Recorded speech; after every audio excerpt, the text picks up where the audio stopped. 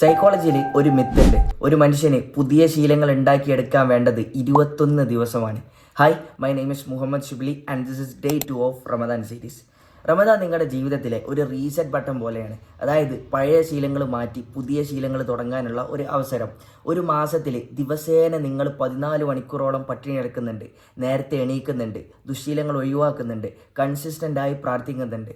ഇതിൽ നിന്ന് ഒരു കാര്യം വ്യക്തമാണ്: നിങ്ങൾ മനസ്സ് വെച്ചാൽ നിങ്ങൾക്ക് എന്തും ചെയ്യാൻ പറ്റും.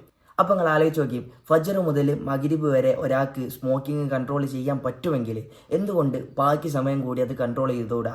ഒരു ദിവസം മൊത്തം നിങ്ങൾക്ക് ജങ്ക് ഫുഡ് കൺട്രോൾ ചെയ്യാൻ പറ്റുമെങ്കിൽ എന്തുകൊണ്ട് ബാക്കി സമയം കൂടി അത് കൺട്രോൾ ചെയ്തുകൂടാ? തെറ്റായ നോട്ടങ്ങളും തെറ്റായ ചിന്താഗതികളും നിങ്ങൾക്ക് 30 ദിവസത്തേക്ക് അടക്കി നിർത്താമെങ്കിൽ എന്തുകൊണ്ട് അത് നിങ്ങൾക്ക് നിങ്ങളുടെ പുതിയ ക്യാരക്ടറാക്കി മാറ്റിയെടുത്തുകൂടാ?